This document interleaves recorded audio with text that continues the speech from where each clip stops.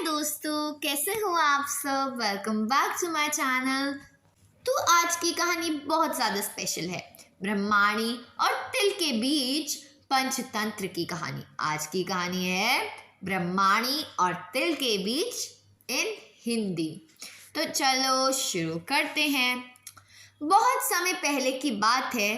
किसी गांव में एक गरीब ब्राह्मण रहता था। एक दिन उस ब्राह्मण के घर कुछ अतिथि आए। ब्राह्मण की स्थिति इतनी खराब थी कि उन अतिथियों को खिलाने के लिए घर में अनाज तक नहीं था। उस स्थिति को लेकर ही ब्राह्मण और उसकी पत्नी के बीच थोड़ी कहासुनी होने लगती है। ब्रह्माणी कहती है, तुम्हें पेट भरने योग्य अनाज कमाना भी नहीं आता है।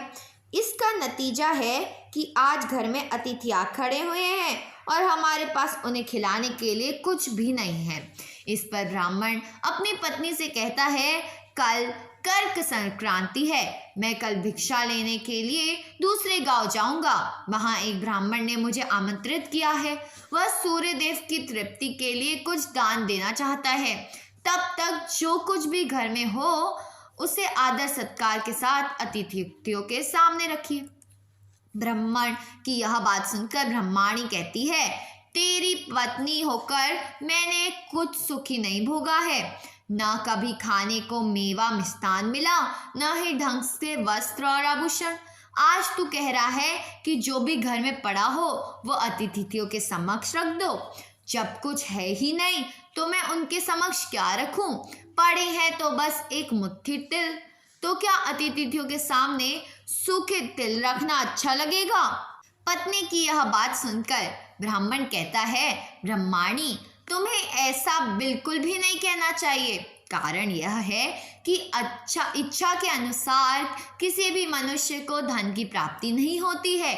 जरूरी है तो पेट भरना, और पेट भरने योग्य अनाज तो मैं ले ही आता हूँ। अधिक धन की चाहत अच्छी नहीं। ऐसी इच्छा का तुम्हें त्याग कर देना चाहिए। अधिक धन की इच्छा के चक्कर में मनुष्य के माथे पर शिखा बन जाती है। माथे पर शिखा वाली बात सुन ब्रह्माणी बड़े ही आश्चर्य से ब्राह्मण से पूछती है, अधिक धन की इच्छा से माथे पर शिखा हो जाती है? मैं कुछ समझी नहीं। जो भी कहना है खुलकर कहिए। ब्रह्माणी के इस सवाल का जवाब देने के लिए ब्राह्मण अपनी पति को शिकारी और गीदड़ की एक कहानी सुनाता है। ब्राह्मण कहानी की शुरुआत करता है। एक दिन एक शिकारी जंगल में शिकार की खोज कर रहा था। जंगल में कुछ दूर आगे बढ़ने के बाद शिकारी को एक काले रंग का पहाड़ जैसा विशाल सुअर दिखाई देता है। सुअर को देखते ही शिकारी अपना धनुष उठा लेता है और कमान खींचते हुए सुअर पर निशाना लगा देता है।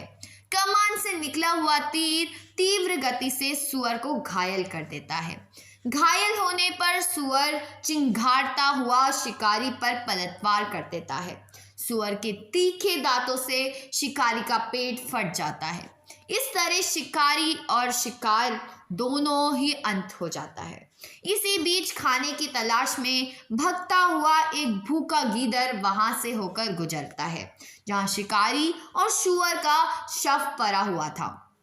बिना मेहनत इतना सारा भोजन देख गीदड़ मन ही मन बहुत खुश होता है और मन ही मन सोचता है कि आज तो ईश्वर की बड़ी कृपा हुआ, जो इतना अच्छा और अधिक भोजन एक साथ मुझे मिला है। मैं इसे धीरे धीरे और आराम से खाऊंगा ताकि लंबे समय तक मैं इसे उपयोग में लाऊंगा। इस तरह मैं इस भोजन के साथ लंबे समय तक अपनी भूख को शांत रख पाऊंगा। इन सभी बातों पर विचार करते हुए गीदड़ सबसे पहले छोटी छोटी चीजों को खाना शुरू करता है। तभी उसे शिकारी के मृत शरीर के पास धनुष पड़ा मिलता है। गीदड़ के मन में पहले उसे ही खाने का विचार आता है और वह धनुष पर चढ़ी डोर को चबाने लगता है। गीदड़ के चबाने से धनुष पर चढ़ी डोर टूट जाती है और डोर के टूटने से धनुष का एक सिरा वेग के साथ गीदड़ के माथे को भेदता हुआ ऊपर से निकल जाता है। गीदड़ के माथे को भेदकर धनुष का जो सिरा गीदड़ के सिर पर निकल जाता है। वह ऐसा प्रतीत होता है कि मानो गीदड़ के माथे पर शिखा निकल आई हो। घायल होने के कारण कुछ देर बाद गीदड़ की भी मौत हो जाती है। इतना कहते हुए ब्राह्मण कहता है, ब्रह्माणी, इसलिए मैं कहता हूँ कि जरूरत से अधिक लोभ से माथे पर शिखा आ जाती है। यह कथा सुनने के बाद ब्रह्माणी कहती है, ठीक है, अगर ऐसी ही बात है तो घर में जो मुट्ठी भर तिल पड़े हैं उन्हीं को मैं अतिथियों को दे देती हूँ। अब देखो क्या होता है। ब्रह्माणी की यह बात सुनकर ब्राह्मण संतुष्ट होता है और भिक्षा के लिए घर से बाहर निकल जाता है। वहीं ब्रह्माणी भी घर में पड़े तिल को धूप में सुखाने के लिए फैला देती है। तभी कहीं से एक कुत्ता आ जाता है और उन साफ तिलों पर पेशाब कर देता है, जिससे सभी तिल खराब हो जाते हैं। तिल के खराब हो जाने पर ब्रह्माणी काफी परेशान हो जाती है और सोचती है, यही तो तिल थे जिन्हें पकाकर मैं अतिथियों को खिला देती। अब मैं क्या करूं? काफी देर सोचने के बाद ब्रह्माणी को एक तरीका सोचा। उसने सोचा कि अगर वह गंदे तिलों के बदले साफ तिल देने की बात कहेगी तो कोई भी आसानी से मान जाएगा। साथ ही किसी को भी इन तिल के खराब होने की बात पता नहीं चलेगी। इस विचार के साथ वह इन तिलों को लेकर घर घर घूमने लगी। ब्रह्माणी की यह बात सुनकर एक महिला वह तिल लेने के लिए तैयार हो गई, लेकिन उस महिला का पुत्र अर्थशास्त्र पढ़ा हुआ था। उसने अपनी माँ से कहा कि इन तिलों पर जरूर कोई ना कोई खोट होगी, वरना कौन साफ सुथरे तिल को गंदे तिलों के बदले देने के लिए तैयार होगा। पुत्र की यह बात सुनकर महिला ने ब्रह्माणी के तिलों को लेने से मना कर दिया। तो कहानी से हमें यह सीख मिलती है, हमारे पास जो भी होता है हमें उसी से सुखी रहना चाहिए। किसी के पास ज़्यादा चीज़ देखकर दुखी नहीं होना चाहिए।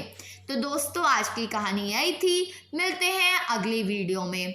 आप कमेंट में बताएं कि क्या आपको भी कभी कभार लगता है कि हमें ज़्यादा पैसा होना चाहिए, हमें ज़्यादा कमाई करनी चाहिए, लेकिन अगर लगता है तो आप कैसे उसको सॉल्व करते हैं, मतलब what you do to solve that problem, और so do you face it। तो ये मेरा क्वेश्चन है, कमेंट में जल्दी से लिख के बताइए yes और no।